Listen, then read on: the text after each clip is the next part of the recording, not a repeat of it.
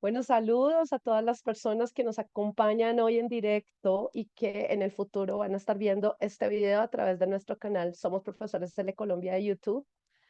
Gracias por su interés, felices de ver caras siempre recurrentes, Emilia, Oscar, Natalia, Ana María, tantas personas que durante este año y todos los años anteriores pues nos han acompañado para que esta red de cooperación académica que hemos denominado Somos Profesores en Colombia, pero que da la bienvenida a todos los colegas de todos los países, ustedes saben, pues han apoyado esta iniciativa. Hoy nos encontramos con una colega excepcional, María Méndez. Yo pues estaba intentando buscar las palabras para presentarla, pero son tantas las cosas que María ha hecho en el mundo L que voy a decir, es nuestra colega, escribió un libro que se llama 101 preguntas para ser profe de L, editado por la editorial Edinumen,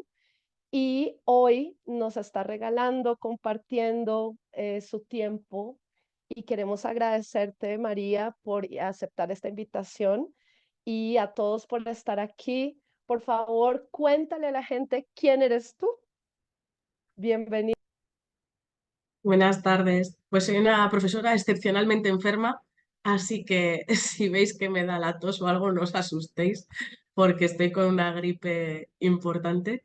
Eh, pero nada, quería darle las gracias a Johanna por esta invitación y también me hacía mucha ilusión pues conocer a personas, ¿no?, que trabajan en el ELE en Colombia, porque no siempre tenemos la oportunidad de charlar. Bueno, a Diego le conozco desde hace años y estábamos recordando la etapa de profe de L, porque soy muy vieja y hace muchos años, así como 20, que empecé a dar mi primera clase de L. Con lo cual, nada, pues ha llovido un poquito. Y nada, Johanna me dijo, podíamos charlar y así nos conocemos. Le dije, pues me parece perfecto, ¿no? Y un poco la excusa también me dijo preguntas, porque la idea del libro era eso, ¿no? Preguntas de personas que teníamos más experiencia a gente que tiene menos experiencia. Y un poco esa era la filosofía, charlar un poco sobre eh, dudas que hay, preguntas, cuestiones que podamos resolver. Hay alguna que aparecía que yo no sé resolver, pues seguro que alguien en el chat puede ayudar, ¿no? Sí, así es. Estábamos hablando también de cuántas preguntas nos podemos hacer nosotros con 10 horas de experiencia como profesor de L, como estudiante y profesor en formación, o como muchos que están aquí, profesores que tienen muchísima experiencia, ¿no? En la invitación que hicimos para esta charla, compartíamos algunas de las preguntas que la página web de la editorial pues tiene como muestra y pues ya nos contarás, María, sobre este proceso, pero preguntas como cómo puedo diseñar las actividades, qué es la fosilización, qué son los factores emocionales, tantos temas que nos ocupan nuestro trabajo que creo que cada uno de nosotros en nuestro camino como profesor, pues hemos ido descubriendo poco a poco. Pero para entrar en materia, María, quiero preguntarte, ¿de dónde salió esta idea de agrupar 101 preguntas? ¿Y por qué 101 y no 100 o no 50? ¿O por qué no 200, no?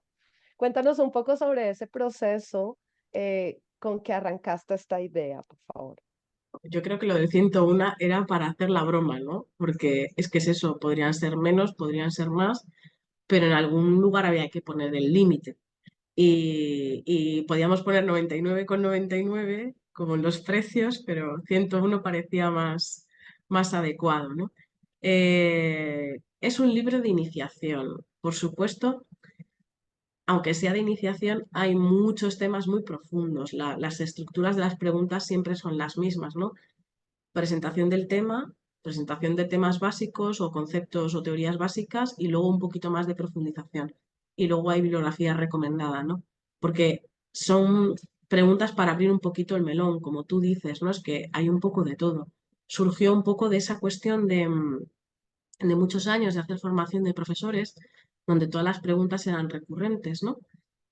Así que allá por el 2007 o algo así, 2009, escribí una guía online que está todavía disponible en SlideShare, que era la guía para profesores de L, que estuvo la 1, la 2.0, 3.0, 4.0. Era muy, claro, era muy cutre, era muy, muy precario, lo hacía yo con todo mi amor, pero con todas mis limitaciones, ¿no? Y, y surgió la idea de darle un poco de forma, de más contexto, de más contenido, porque es verdad que hay muchas monografías y libros maravillosos para leer de formación, pero cuando estás empezando en la profesión no tienes tiempo para leerte todas las monografías de investigación que existen sobre todos los temas, porque no tienes tiempo. Entonces la idea era hacer eso, pues unas preguntas, algo muy ligero, que cuando tienes dudas vayas y en 2 páginas tengas una composición de lugar sobre ese tema y después, si quieres, puedas seguir leyendo. De hecho, en la plataforma digital hay vídeos, infografías, porque también está pensado para que se pueda usar manual en clases de formación de profesores. Pero un poco era como transmitir eso que decía Johanna, antes estábamos hablando, que es, mm, cuando yo empecé no había másteres de L casi. Y muchas cosas de las que hemos aprendido las hemos aprendido bueno, por los másteres que te has hecho después, por los cursos de formación, demás, la experiencia y todo lo que has leído. Pero la idea era hacerle la vida más fácil a quien viene detrás, básicamente. Y decirle, mira, te lo estás planteando, ¿quieres ser profe de L alguna vez? O quieres reciclarte o lo que sea, pues mira, toma, léete esto, mira si te interesa y si te interesa, pues te formas y si no, pues chimpún, que tampoco esto tiene por qué ser la profesión que todo el mundo le guste, ¿no? Que a veces hay gente que llega aquí por casualidad, ¿no? Pues me casé y voy a vivir a otro país, voy a dar unas clases. Bueno, esto es la diferencia es, ¿vas a vivir de eso o lo vas a convertir en tu profesión, ¿no? Pues ahí está un poco la diferencia, ¿no? Y entonces esa era la idea. De acuerdo, y recuerdo que hace un tiempo había una página web bueno, no una página, sino un documento compartido que no sé si ustedes estaban ahí también, lista de enlaces clasificados para el profesor de español, que era un Drive. Voy a copiar el link para todos aquí, que todavía existe. Eh, ¿Estabas hablando de este en particular? Sí, de ese y bueno, algunas cosas más que hicimos.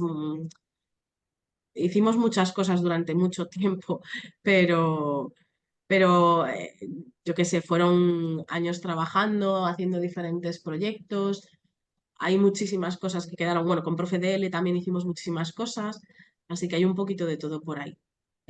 Luego os pongo bueno, atendiendo a las preguntas que había en el cuestionario, he preparado alguna serie de links para ofrecer a la gente, pues para poder contestar las preguntas, porque yo tampoco soy experta en todísimo.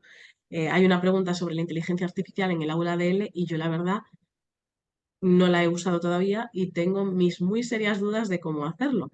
Pero como era una pregunta, he buscado una publicación que, por cierto, la voy a compartir ya en el chat, que es de unas colegas que han hecho un manual de cómo llevar la inteligencia artificial al aula de L. Entonces, ahí os lo dejo por si alguien, pues, bueno, por si la persona que hizo esa pregunta, pues ahí tiene la respuesta, ¿no? A si llevarla o no, cómo llevarla, con actividades incluso, ¿no?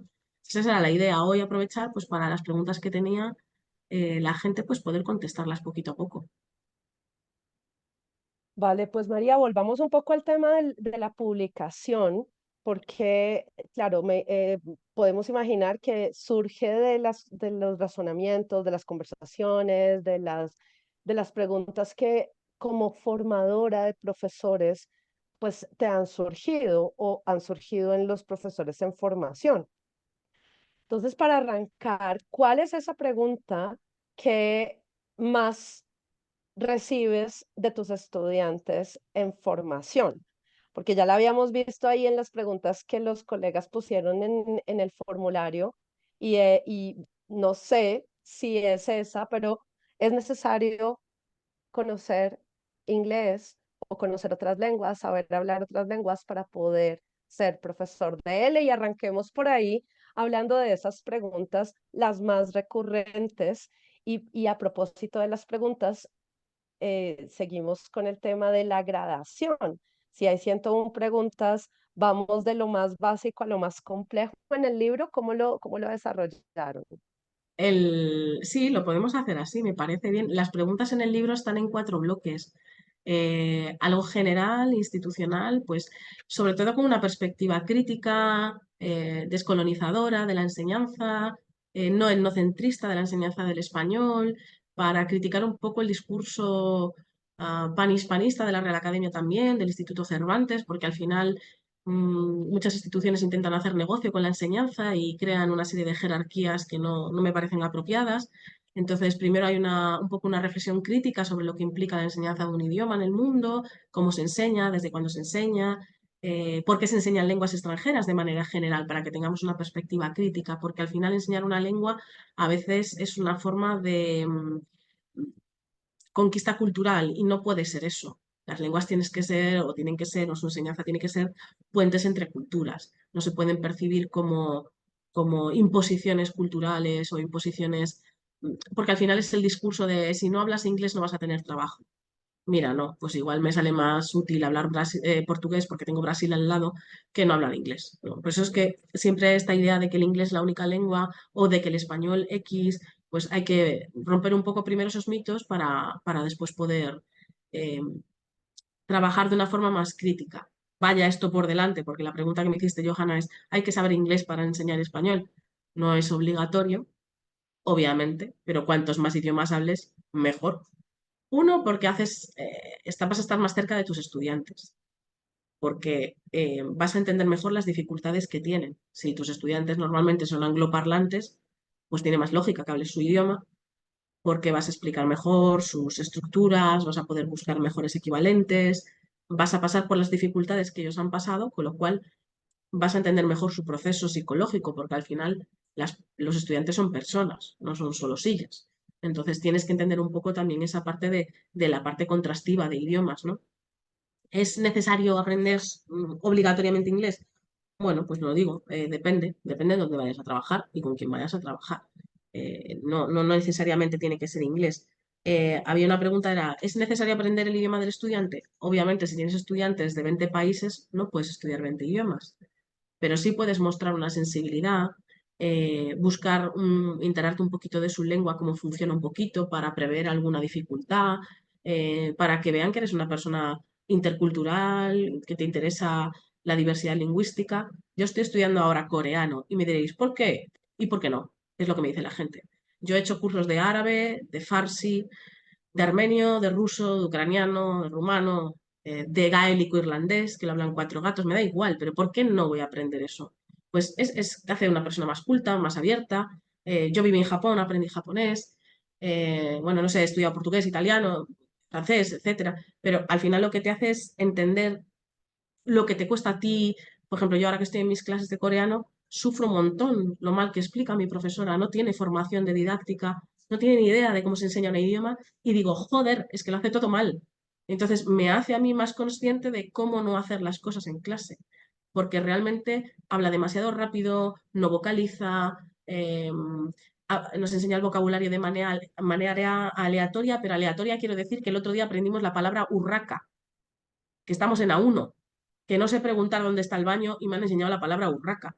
Entonces, el experimentar la parte del estudiante de idiomas también tiene esa parte de crecimiento personal del profesorado. Entonces, yo creo que lo que acabo de decir, uno, pues probablemente te da más posibilidades de trabajar, sobre todo si quieres trabajar en extranjero, hablar el idioma es básico, básicamente también para luego salir a la calle, ¿no? Dos, porque así puedes entender mejor los problemas contrastivos que pueden tener tus estudiantes. Y tres, porque tú también tienes esa perspectiva de lo que significa aprender idiomas, ¿no? Yo creo que puedes empatizar mejor y ser mejor enseñante. No es obligatorio, pero me parece que tiene muchos puntos positivos hablar otros idiomas. Ah, el micro, Joana, no sé qué estás diciendo. Perdona, que te quería aportar también, pues que lo que tú decías al principio, ¿no? Entender un poquito la estructura de la lengua de nuestros estudiantes nos ayuda a entender los errores que luego ellos pues cometen, ¿no? Pero bueno, quiero ir a la estructura de tu publicación, porque está estructurado en 4 grandes ejes, ¿no? Una Mm, panorámica general.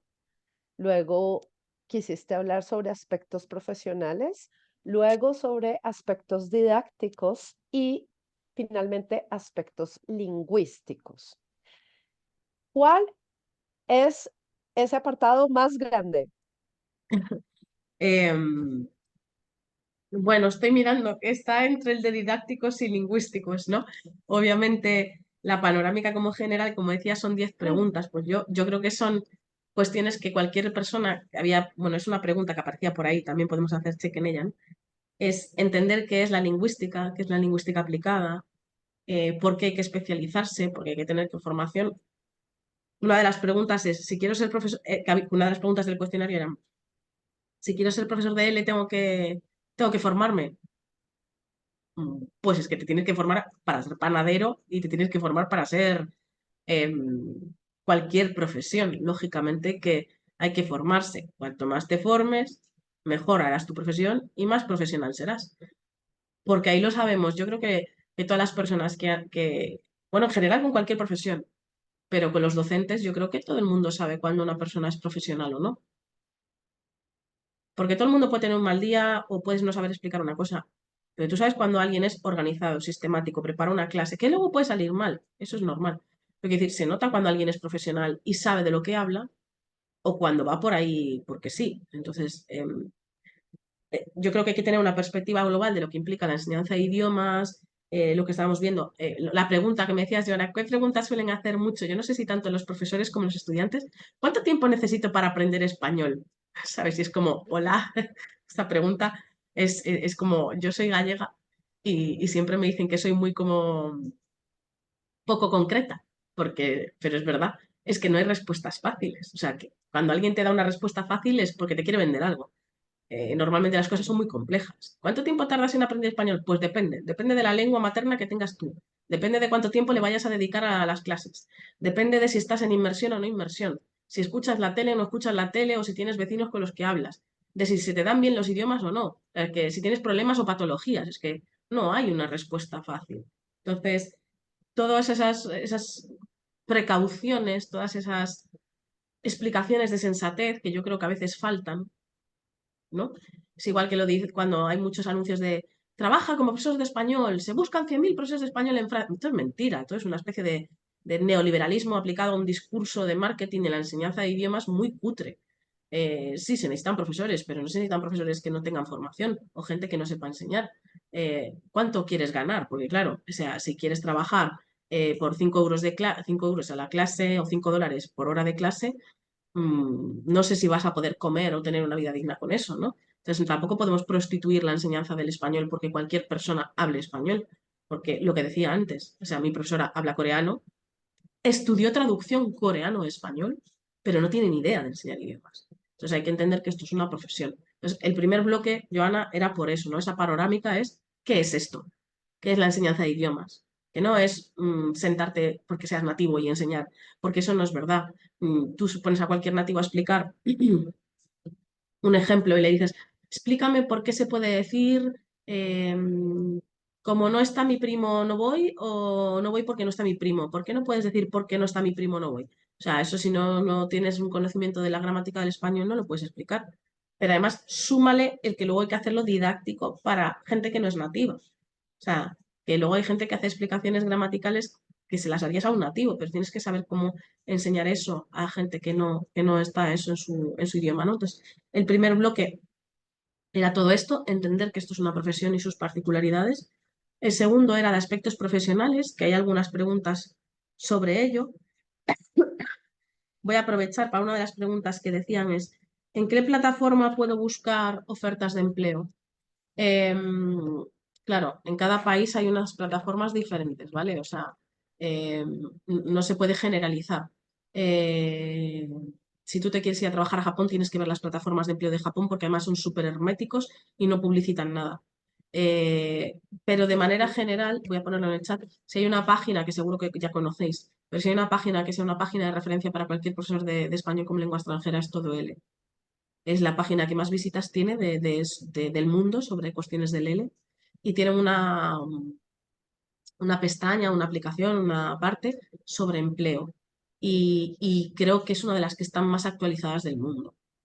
Por supuesto, faltan muchas cosas, pues que es imposible que esté todo. Además, lo lleva Jesús Suárez, que es una persona que lo hace por amor al arte y en su tiempo libre, con lo cual, pues con todas sus limitaciones, ¿no? Pero es la mejor página que hay. Casi todas las ofertas de empleo, antes o después, pasan por ahí. Es raro que algunas escape, es normal, pero no son tantísimas. Entonces es importante, pues, por ejemplo, seguir a todo él en las redes sociales, ¿no? Que era una de las preguntas que se ponía ahí. En esa parte de aspectos profesionales que decías, Joana, en ese bloque de aspectos profesionales, pues era un poco estas preguntas también, las de qué formación tiene, ¿no? Había una pregunta del cuestionario, de las respuestas que habéis dado, que es cómo tengo que ser, o sea, qué tengo que hacer para ser profesor de L. Y obviamente depende, depende de muchas cuestiones, pero si quieres trabajar en un país donde ya hay mucha gente que sea profesor de español, pues necesitas muchas cosas. Si vas a trabajar en un sitio donde no hay nadie, pues vas a trabajar sin ningún problema. Entonces, los requisitos dependen de quién te lo pide, ¿no? Voy a poner un ejemplo. Las escuelas internacionales son escuelas que siguen el bachillerato internacional inglés, y en el bachillerato internacional inglés se enseña español. Muchas personas, sobre todo expatriados, que se llaman a sí mismos así porque llamarse inmigrantes parece que no les gusta, pero esos expats que mandan a sus niños a colegios privados, los mandan a este tipo de colegios internacionales. En esos colegios internacionales se enseña español y es un buen sitio para trabajar. Pero tienes que tener la formación que te piden en el Reino Unido. Te piden un certificado, se llama Qualifying Teacher System, que QTS se llama, que es como un certificado de calidad. Tú consigues ese certificado de calidad y luego ya puedes trabajar en el sistema inglés. Eso te habilita para trabajar en colegios internacionales de todo el mundo. Es un poco difícil entrar, pero pagan súper bien, te dan vacaciones al año, un viaje a tu país al año. O sea, si te gustan los niños, la secundaria, lo que es el instituto, el liceo y estas cosas es una muy buena forma, pero tiene unos requisitos muy específicos. Si tú los cumples, estupendo. Es fácil entrar ahí. Si no los cumples, no. Por eso digo que el encontrar trabajo que sea fácil o no es una respuesta un poco complicada. Lo que tenéis que hacer es ver a dónde queréis ir. O sea, que cada persona vea cuáles son sus puntos fuertes y sus puntos débiles y decida qué quiere hacer con su carrera. Porque otra pregunta, ¿no? Era, yo no soy enseñante de L, ponía, pero quiero reconvertirme. Bueno, pues si no eres enseñante de L, yo no sé quién escribió esta pregunta, obviamente, ni qué formación previa tiene. Pero si, por ejemplo, tuviera formación en economía, esa persona creo que puede ser más eficiente con su tiempo y la profesión si se especializa en español como lengua extranjera, fines específicos de los negocios. No hay tanta gente que sepa de ese tema y que tenga la especialización de económica. Entonces, lo otro, al final, la formación se construye a lo largo de la vida.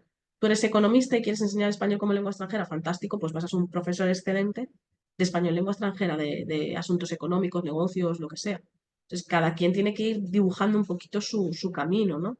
En todo caso, de manera general, lo que sí que puedo contestar a todas las preguntas que eran sobre este tema es formación. O sea, un grado, el grado que puedas hacer, el grado que te puedas pagar en tu país o el grado que haya, ¿no?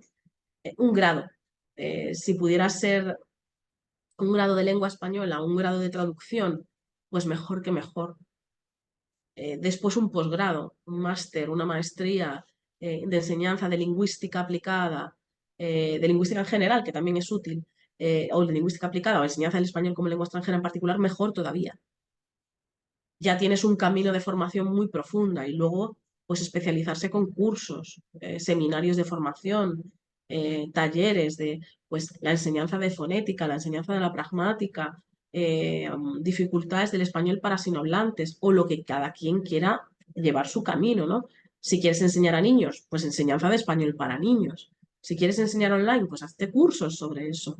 Pero claro, tú tienes que tener una base y es conocer la lengua, hablarla, obviamente, conocer la lengua desde el punto de vista metalingüístico, tú tienes que tener conocimiento teórico sobre el español. Si no, como narices vas a explicar qué es el indicativo, el subjuntivo. No porque tengas que usar esas palabras para explicárselas a ese alumno, pero porque tienes que entender lo que estás explicando para luego poder hacerlo didáctico, porque si no, mucha gente que no tiene esa formación llega a clase y dice, vamos a aprender los usos impersonales del sé.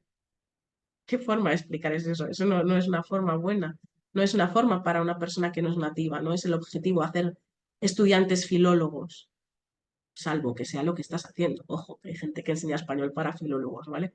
Pero digo, en general, se enseña español en general, ¿no? Español de la vida, no español filológico. Entonces, fórmate en metalingüística, en filología, fórmate en didáctica, en enseñar idiomas y fórmate en lingüística aplicada. Lo que estamos viendo de la distancia lingüística, lo que estamos viendo del orden no marcado, sujeto, verbo, objeto en español, sobre las lenguas analíticas o sintéticas, cómo se organiza el mundo, la lingüística cognitiva, por qué explicar, si no entiendes la lingüística cognitiva no puedes explicar bien por qué existen diferentes pasados en diferentes idiomas o por qué hay diferentes tipos de pronombres. Necesitas formación técnica en lingüística. Y con todo eso, luego cada quien pues va especializándose en lo que más le vaya. Obviamente nadie nace aprendido, esto no es Matrix y esto es una carrera de años, pues cada quien empezará pues por lo que le es más fácil. Pues si sabes mucho de lingüística porque has tenido esa oportunidad, pues bueno, pues tienes que aprender un poquito más de didáctica. Si has llegado por la carrera de la didáctica, bueno, pues hazte el máster en lingüística. Cada quien sabe lo que sabe más y lo que sabe menos. Pero está claro que eres consciente de que tienes que saber eso para ser un buen profesional, ¿no? Para dar unas buenas clases. No sé si querías preguntar, Joana, algo que te estaba viendo. No, te quería decir y a todos, pues que es un poco la naturaleza y la razón por la cual todos estamos aquí hoy, ¿no? Y nos reunimos siempre en las charlas y vamos siempre a donde podamos aprender. No importa si tenemos 6 meses de experiencia o 25 años de experiencia. Encuentro acá muchos colegas que tienen muchos años de experiencia y gente que no tiene mucho, igual, estamos igual de curiosos porque sabemos que no lo sabemos todo y que siempre hay muchas más cosas para aprender. En mi caso particular, quiero contarles, y estoy segura que es lo que hacemos todos, escojo 2 cursos al año para hacer, ya sea en lexicología, en temas de gramática, pues porque yo no tengo esa formación y estoy segura que muchos vienen de otras carreras y a veces aprendo pues como si no tuviera ni 10 horas de experiencia como profesor. Entonces, es una mezcla de ambos, ¿no? Como la experiencia que puedes tener y también esa formación que nunca para.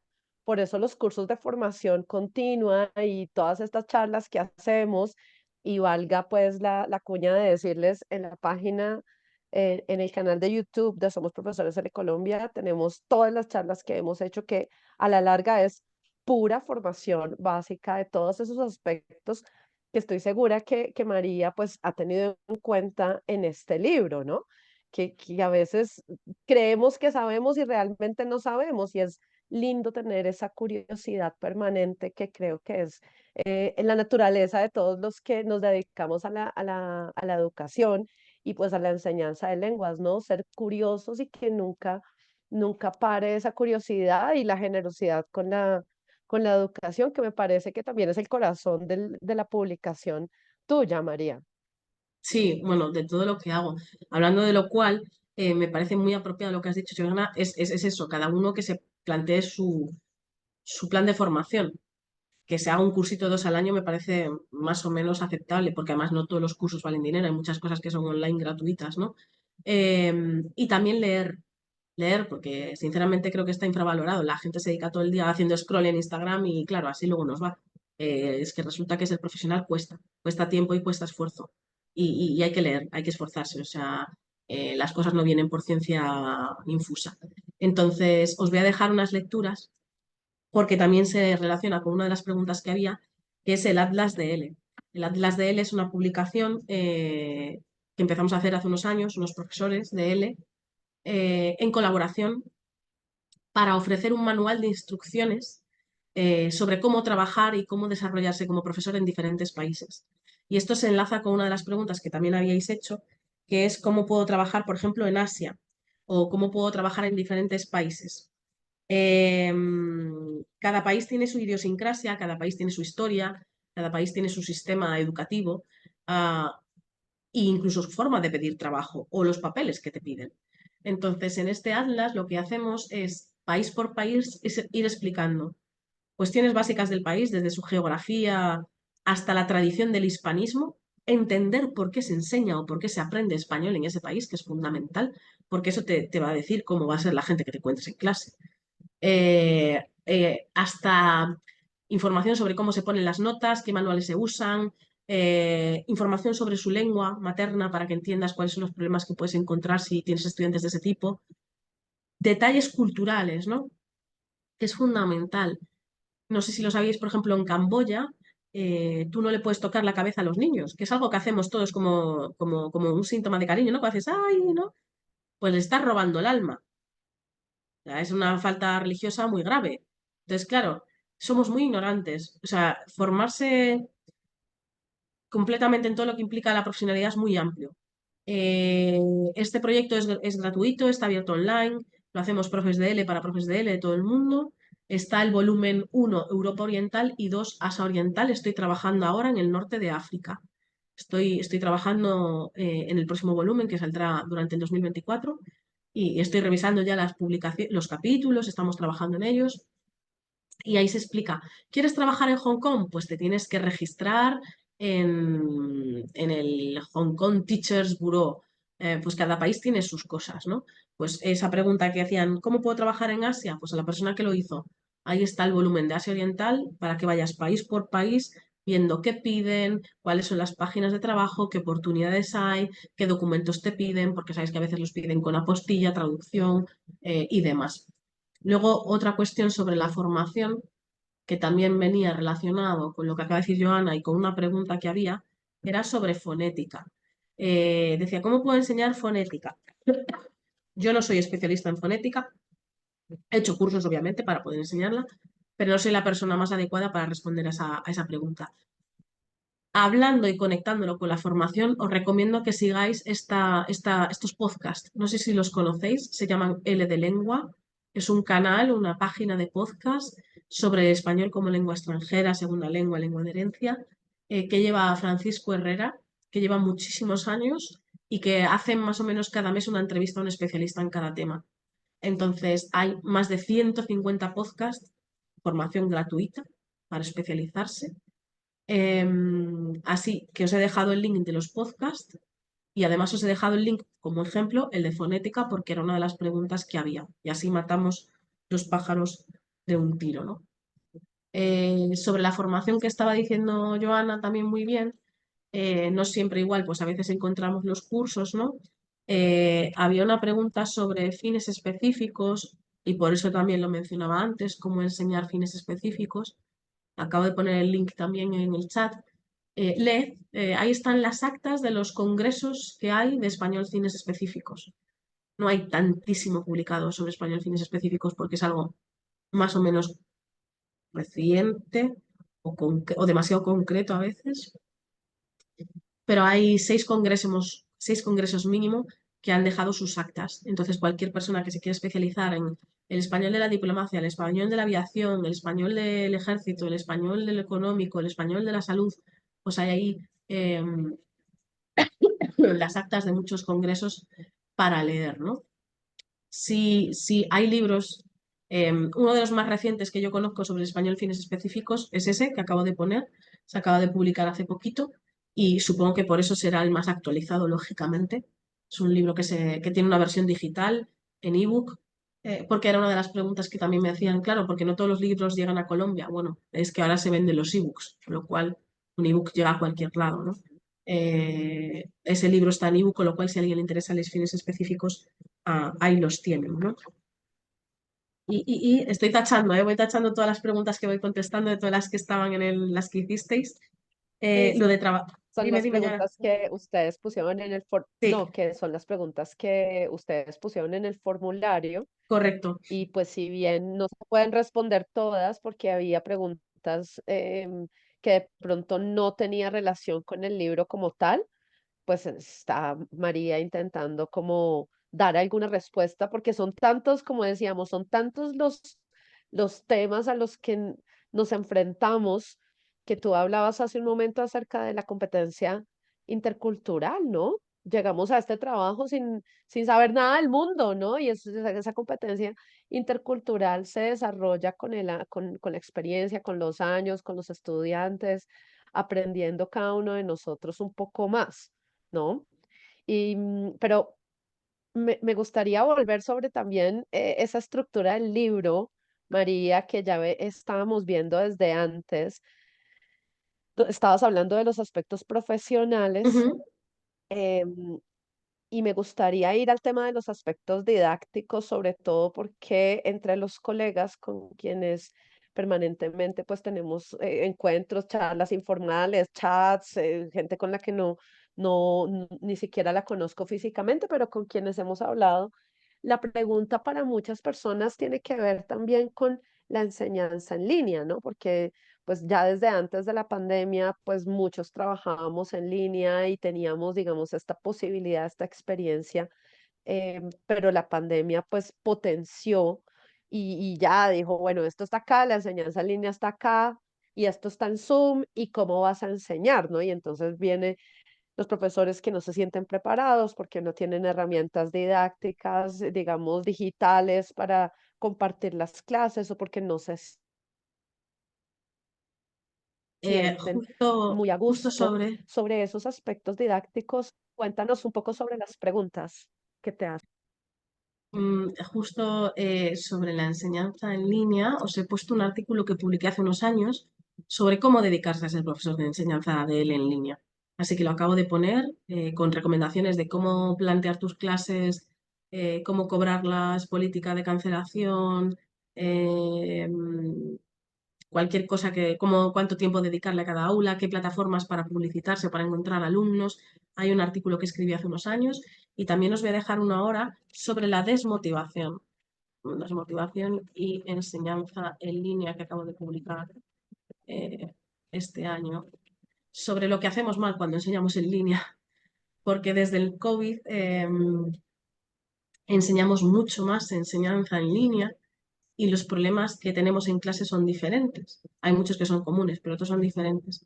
Entonces, la desmotivación del alumnado en línea o los problemas que encontramos en la enseñanza en línea es diferente. Por ejemplo, se cansan antes, por lo tanto las actividades tienen que Ujú. ser más cortas.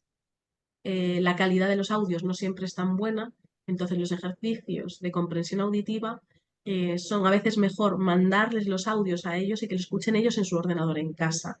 Porque cuando hacemos un audio con todo el mundo, siempre hay alguien que se deja el micro abierto y no escuchas una mierda. Y luego es, ¿y quién escuchó? No, nadie escuchó nada, ¿sabes? No, o sea, es imposible hacer un ejercicio cuando tienes a 20 alumnos en clase y que salga aquello con decencia. Entonces hay que reestructurar el pensamiento. No podemos copiar la estructura de una clase física a una clase en línea porque va a fallar. Va a fallar porque no siempre todo el mundo tiene buena conexión. Necesitas que estén escuchando el audio contigo. No, que lo escuchen en casa, ellos solos, y que el tiempo de la interacción síncrona sea mm, de interacción, no de que estén escuchando, porque además así cada uno lo puede escuchar en su casa, a su ritmo. Hay gente que es más lenta. Podemos dar diferentes formas de trabajar, a veces con transcripción, a veces sin transcripción. Algún audio podemos hacer en clase, pero no es necesario que todas las clases de online sean centradas en eso. De las preguntas también que había en el cuestionario, como decías, Joana, de lo que habíais dicho, de lo que ustedes habían escrito en el mensaje, era cómo distribuir la clase bien, ¿no? Eh, el- Esto también se aplica a las clases en línea. Una clase no puede dedicarse solo a una actividad. Esto parece una obviedad, pero es que si no te aburres. Entonces, más o menos podríamos recomendar que cada actividad durase como mucho tiempo 20 minutos. Más de 20 minutos, mm, es imposible que 3 o 4 personas no hayan perdido el interés, sino más. Pues cada 20 minutos cambiar el tema. No me refiero al contenido, sino la destreza o la forma en la que se esté trabajando. Si se empieza con un vídeo, pues que el vídeo sea verlo 2 veces, contestar unas preguntas, como mucho 20 minutos. Lo siguiente que sea un debate. Lo siguiente que sea leer un texto. Lo siguiente que sea preguntarle a su vecino o que le grite a su padre por la ventana, me da igual. Pero más de 20 minutos una actividad no tiene sentido y menos en línea, porque la gente se dispersa, se cansa, le cuesta seguir. en general nos cuesta concentrarnos más y es una de las cosas que se ve en ese artículo que acabo de publicar después del COVID. A la gente le cuesta más concentrarse. 2 horas de clase no las recomendaría. Si os vais a dedicar a la enseñanza online, es mucho más rentable que hagáis clases de 1 hora y hagáis 2 a la semana, em, por vuestra salud mental. Porque dices, no, 2 horas, que gano más dinero, no sé qué. No, no, no, no vas a ganar más dinero. Te vas a matar después de 2 meses. Porque no vas a ser capaz de hacer una clase en la que el estudiante presta atención, vas a estar preparando un montón de recursos, a la hora y pico va a estar cansado, no va a aprender nada, se va a frustrar y igual lo pierdes antes. Hay que ser pragmático. 1 hora de clase es suficiente. Cuantas más horas de clase tengas a la semana, mejor, que es otra pregunta que había, por cierto, de una profesora brasileña que ponía, ¿qué hago si solo tengo 50 minutos a la semana? Lo que puedas, hijo. 50 minutos a la semana es mentirse. Con 50 minutos a la semana no se aprende un idioma. Lo que hagas va a estar bien. O sea, si consigues algo con 50 minutos, eres la diosa de las profesoras. Cuando un sistema educativo pone a que des 50 minutos de clase de un idioma, te está mintiendo a ti, le está mintiendo al alumnado, está defraudando el dinero público, porque eso es una absurdez. Así no se aprenden idiomas. O sea, estás gastando el dinero público de una manera estúpida. 50 minutos a la semana no sirve. Punto. O sea, no es tu culpa. Skip, next, ¿sabes? Quiero decir, mal. Cualquier cosa que hagas en esos 50 minutos está bien. Cuando son 50 minutos con alumnos de secundaria o lo que sea, yo creo que a lo máximo a lo que podemos aspirar es a ofrecer muchos contenidos culturales y a trabajar la competencia intercultural, a inspirarles interés por los extranjeros, a inspirarles interés por otras culturas, a que no sean supremacistas, ni racistas, ni xenófobos, evitar todo tipo de, es que los brasileños, es que los españoles, no, es mentira, o sea, yo soy española y me parezco como un huevo, una patata a una persona de Andalucía. No existen ni los blancos, ni los, o sea, no, no, no, no, no, no existe ese concepto. Eh, entonces, en 50 minutos lo que se puede hacer es una crítica social. Se puede sensibilizar a la gente a la que no todo el mundo habla igual, que no todo el mundo tiene la misma cultura, que para mí ahora no significa lo mismo que para mi vecino de al lado. 50 minutos a la semana, lo que más se puede hacer es lo que yo haría, como plantearía esas clases, es como una sensibilización lingüística. Y que lo que aprendan, pues maravilloso. O sea, si aprenden algo ya, pues alegría. Pero siendo realistas, 50 minutos a la semana no da para nada.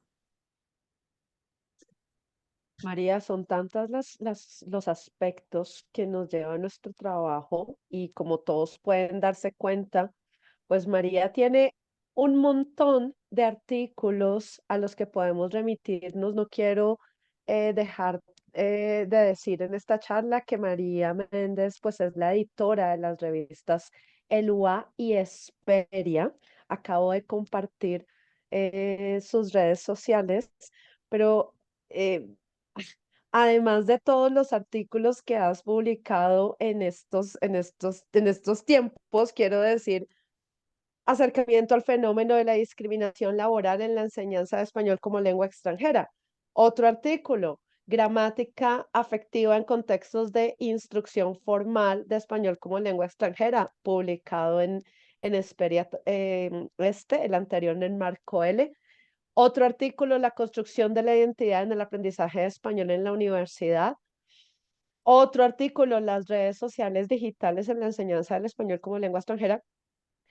Y pues sobre eso me gustaría preguntarte, María, porque pues el libro responde a todas las preguntas, ya vamos a hablar de cómo la gente lo puede adquirir, pero me llama la atención ese interés tuyo y aquí pues en nuestra red de cooperación académica lo que buscamos sobre todo es resaltar el trabajo que cada uno de nosotros hace, que es igual de valioso que el de mi vecina, mi vecino y todos.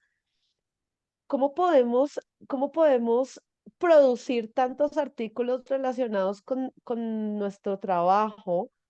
Esa reflexión permanente de compartir con los colegas, esos que tú decías al principio. Yo no quiero que mi colega que apenas está arrancando pase por todo lo que yo pasé. Y ese es un poco el espíritu de nuestra red de cooperación académica. ¿Cómo motivar a los colegas para que compartan esas experiencias en artículos? Porque siento que nosotros, pues en Colombia y en general, me corrigen si me equivoco, nos falta reflexionar un poco más sobre eso y por eso siempre nos encontramos en estas charlas porque pensamos en nuestro trabajo, pero a veces no sabemos cómo compartirlo, qué temas ahondar, son tantos que es como un montón de temas que cómo los aterrizo. ¿Cuál es esa motivación tuya para escribir tanto acerca de tu trabajo y de dónde viene esa satisfacción que hoy tienes ya publicando, editora de 2 revistas, publicaciones y este libro que es el que hoy nos reúne, María? Pues no lo sé, yo siempre he pensado que yo no quiero trabajar para la empresa privada. eh, Soy muy entre comunista y anarquista y tengo un alto concepto del servicio público. Eh, yo estudié porque en España hay educación gratuita. Mis padres no tienen estudios. Entonces, me costó mucho llegar a la universidad, hacer mi doctorado y demás.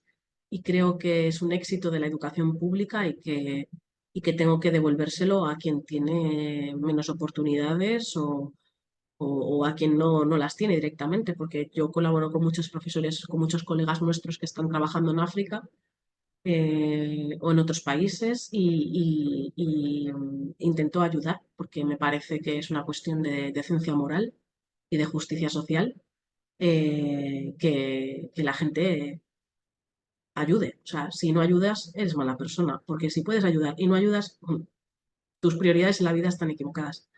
La vida es una y si no ayudas a los demás, ostras, ¿sabes? No sé, esto es un poco filosófico, pero es lo que pienso de verdad. Una mierda de ser humano, ¿sabes? Si no puedes, o sea, no te digo que vayas por ahí a hacer ahora porque no puedes, ¿no? Porque luego la vida es lo que tienes que trabajar todos los días y ganar un sueldo y pagar el alquiler, que la gente tiene estos vicios, ¿no? Hace comer también, o sea, yo ahí lo tengo todo claro. Pero no sé, si no nos ayudamos entre nosotros, pues ya me dirás tú qué especie más fracasada, ¿no? Hablando de lo cual, por cierto, me gustaría contaros que tengo una iniciativa que es un tándem solidario eh, para practicar el español con estudiantes de países donde casi no tienen profesores de español o no tienen libros o no tienen forma casi de practicar y lo que buscamos son personas voluntarias para hablar con estudiantes durante 30 minutos a la semana. Las llamadas son por WhatsApp. Simplemente es charlar, no tienen por qué ser ni profesores de español, o sea, vuestros primos, vecinos, abuelos, si se aburren y quieren hablar, que se apunten. Hay una pestaña para estudiantes y una pestaña para personas voluntarias. En este caso, si son nativos de español, serían personas voluntarias. Tenemos estudiantes esperando de Benín, Filipinas, Togo, Costa de Marfil, Camerún, Cabo Verde. Son estudiantes que no se pueden pagar clases privadas. A veces no tienen ni acceso a Internet. Algunas veces sí, porque es verdad que quien va a la universidad en según qué países, aunque esté en una situación de desfavorecida, no es el que peor está, lógicamente, ¿no? Porque aún tiene esa oportunidad que otros muchos ni tienen.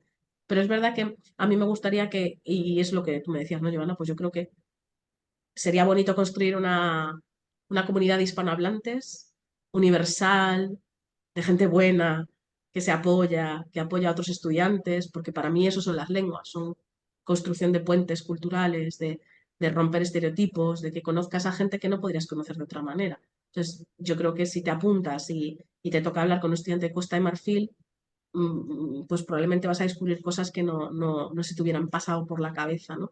Entonces, este proyecto va por ahí y por eso hago estas cosas. Si no, no las haría, lógicamente, porque me lleva muchísimo tiempo. Así es, y yo pues agradezco que hayas tenido esto en cuenta. Yo personalmente me inscribí, estoy ¡Ay, esperando una Emilia! respuesta de Perdón, Samantha y vale. Emilia, ¡Ay, sí, Emilia! claro, ¿Está ya. funcionando bien? ¡Ay, qué alegría que me das! Porque es Además, verdad que... además para todos, perdón María, Sí, sí, escúchame, no, no digo disculpa. que además es un poco complicado, porque con los estudiantes también nos cuesta mucho comunicarnos, porque ya os digo, algunos no tienen internet en casa, solo pueden tener internet en la universidad, es a veces un poquito complejo gestionarlo todo y no todo el mundo nos contesta. Entonces a veces aunque hacemos las parejas, hasta que empieza una pareja a funcionar, tarda semanas. Y que me diga Emilia que está funcionando me da una alegría porque cuesta, o sea, no sabéis el chollo y la de horas que le echamos. Veo que Ana ha puesto, yo me inscribí pero no me han respondido nada. No sé, Ana, Si no te refieres a que te inscribiste pero no te contestó tu estudiante o que no te contestamos nosotras, que puede ser que a veces el Google, el cuestionario falle. Entonces, si es que el estudiante no te ha escrito, escríbenos un email y te buscamos otro estudiante. Porque lo que os digo, o sea, yo tampoco puedo ir persiguiendo estudiantes. O sea, si se matriculan porque han hablado con su profesor, que buscan ayuda y luego por la razón que Dios sea, yo no lo sé, no lo pueden llevar a cabo, tampoco voy a fustigar a la gente, ¿no? Buscamos otro estudiante y ya está, porque hay un montón de estudiantes esperando. Ahora mismo tenemos más de 100 estudiantes esperando. Ya os digo, sobre todo ahora mismo el grupo gordo es Costa de Marfil, Benín, Togo, Filipinas y alguno más que nos queda. Esos son los que más gordos, porque voy intentando, pues eso, decirle a los colegas de África que se vayan inscribiendo los alumnos como por bloques, ¿no? Para que no tengamos 200 personas esperando, porque no hay tantos voluntarios. Entonces sí que os pido que si tenéis amigos, familiares, que tengan un ratito, esos 30 minutos a la semana, para charlar, que no son clases, simplemente es para que practiquen, para que le pierdan el miedo, para que hablen de su semana, para que... La idea también era intentar que personas mayores pudieran hablar con ellos para hacerle compañía a esas personas mayores y que esas personas mayores transmitan su sabiduría intergeneracional. Bueno, esto ya era una paja mental así, es muy filosófica, ¿vale? Del proyecto, pero la idea era que todo fuera ahí, o sea, a veces se me va un poco la olla con estas filosofías, pero bueno, la idea era de conectar generaciones, sociedades, esto era un poco así, un poco demasiado unicornio a veces, pero esa era la filosofía, así que María, cualquier persona pero, sirve. pero imaginar un mundo mejor no es algo utópico, ¿no? Yo creo que cada uno de nosotros como profesores también en nuestras clases, con nuestros discursos, con las formas que hacemos, las cosas que compartimos, pues creo que es la naturaleza de los profesores y de nuevo agradezco que siempre tantos colegas vengan a estas charlas porque es gracias a ustedes que esto existe y que busca también ese ideal quizás un poco utópico de pensar que podemos poner nuestro un granito de arena desde el rincón del mundo en el que nos encontremos para hacer que este mundo sea algo mejor, ¿no? Yo lamento mucho que el tiempo huele mientras charlamos. No sé si alguien tiene alguna pregunta. María, el libro que nos encuentra hoy en esta charla, pues es esta publicación y queremos pues también que la gente sepa cómo la puede adquirir, en qué formatos se encuentran. Cuéntanos un poquito sobre, ay, qué linda. Yo quiero el mío en físico también. ¿Cómo podemos hacer para tenerlo en físico de este lado del mundo, sabiendo pues que no solamente colegas colombianos estamos aquí, hay gente de muchos países no, que ejercen la profesión no solamente como colombianos? Bueno, pues cada tiene sus librerías o distribuidores normales, eso dependerá de cada país. Está en Amazon, quiero decir, si se puede usar Amazon, y luego la editorial lo tiene en ebook, así que si lo queréis comprar muy baratito en la página web de la editorial, en PDF se puede comprar, creo que son 12 euros o algo así, porque una de las cosas que le dije a la editorial es que el libro tenía que ser muy barato, que si no, no lo quería hacer, porque obviamente la editorial no puede perder dinero y hay que pagar pues un papel, un diseñador, la editorial no es una ONG, pero no quería que fuera un libro caro, con lo cual el PDF creo que sale por eso unos 10 11 o 12 dólares, una cosa que sigue siendo caro porque habrá gente que no podrá pagar, pero me parecía que podía ser algo aceptable, ¿no? Y antes de terminar, que me dijiste antes, Joana, una cosa, y hay una pregunta que tengo pendiente de las que había. ¿Qué podéis hacer? Yo os invito, porque no la conozco, entonces creo que no la hay, pero que hagáis una revista didáctica de L de Colombia, una revista didáctica donde todas las personas que se dedican al L en Colombia puedan publicar sus propuestas didácticas, pero que también haya artículos de investigación. Es muy importante que haya una revista de referencia en cada país, porque si no al final tienes que andar buscando el hueco en revistas de otros lugares donde no comparten igual las mismas necesidades, ¿no? Entonces, por eso las revistas científicas son necesarias y son necesarias a nivel local, porque si no, pues no te publican. Igual dicen, no, pues en esta revista no tienes hueco. Bueno, pues es que tiene que haber hueco para todo el mundo. Si no lo hay, se hace. Entonces, una de las medidas que yo os invitaría a hacer es que os reunáis y diseñéis una revista de didáctica del L en Colombia, con especial foco en Colombia. Eso os va a dar mucho hueco. Pregunta Ana, mira, justo pregunta Ana en el chat. ¿Tienes material? Mira, esa es la idea.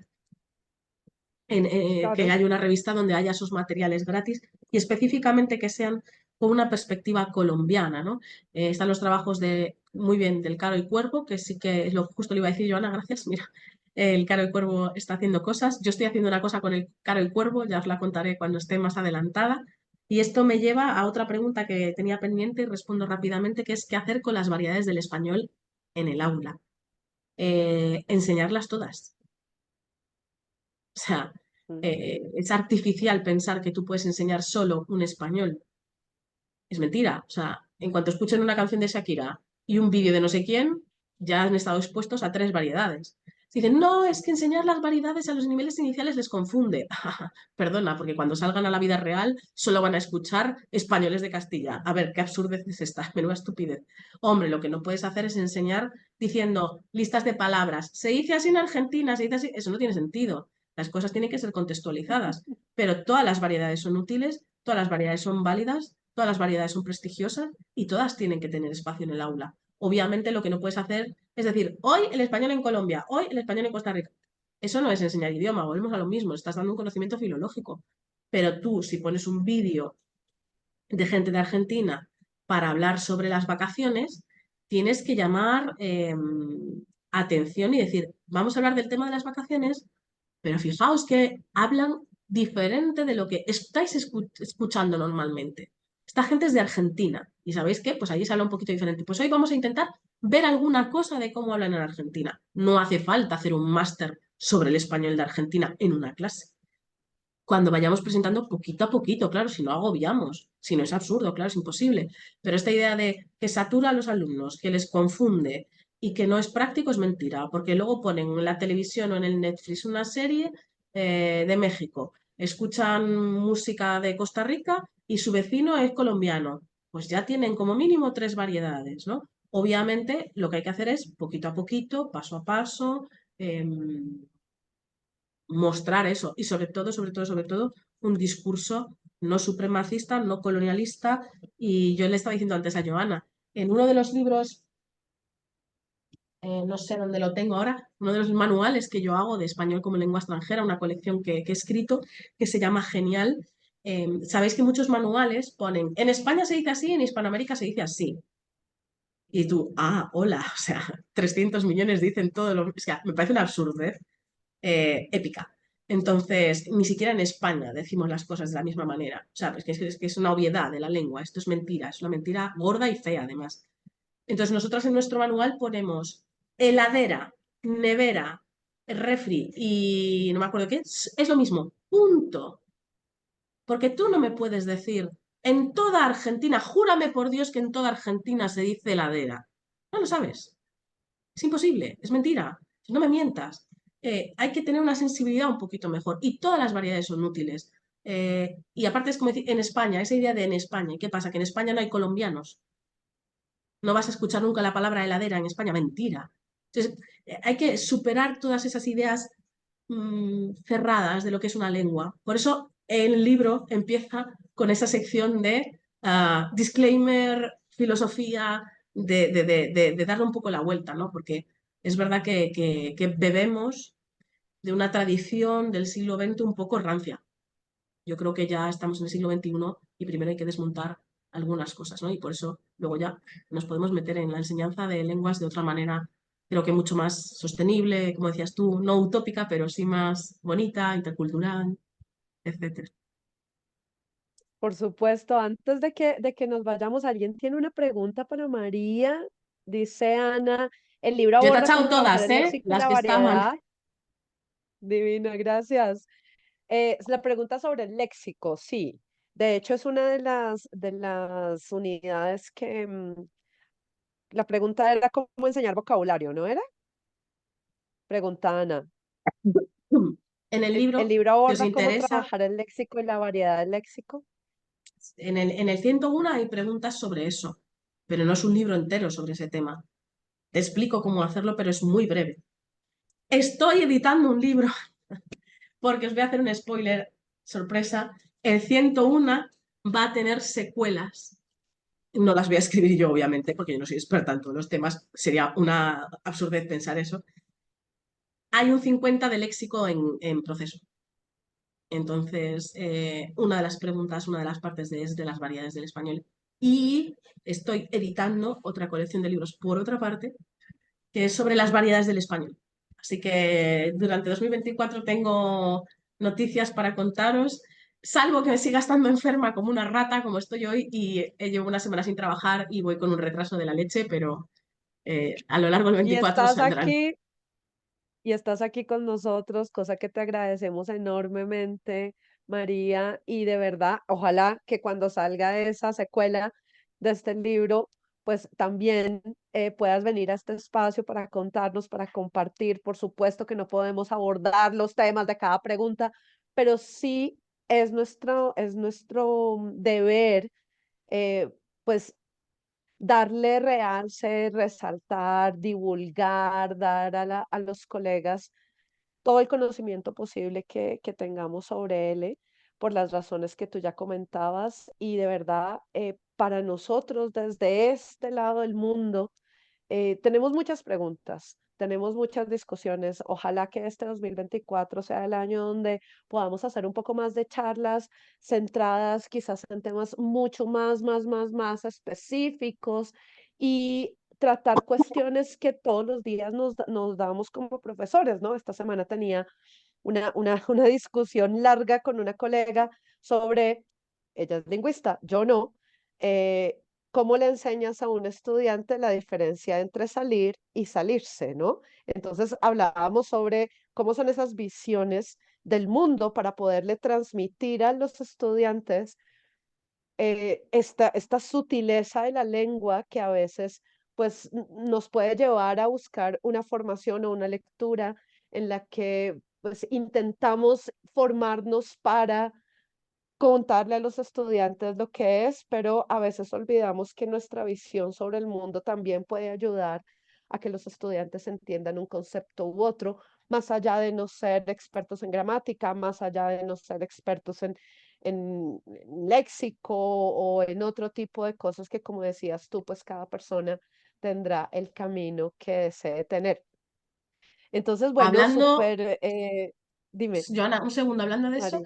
lo que decía antes de la gramática cognitiva es lo que más os puede ayudar a explicar cosas como salir, salirse, venir, entrar, poner, dejar.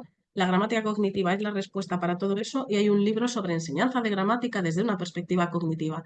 Así que ahí os dejo el link.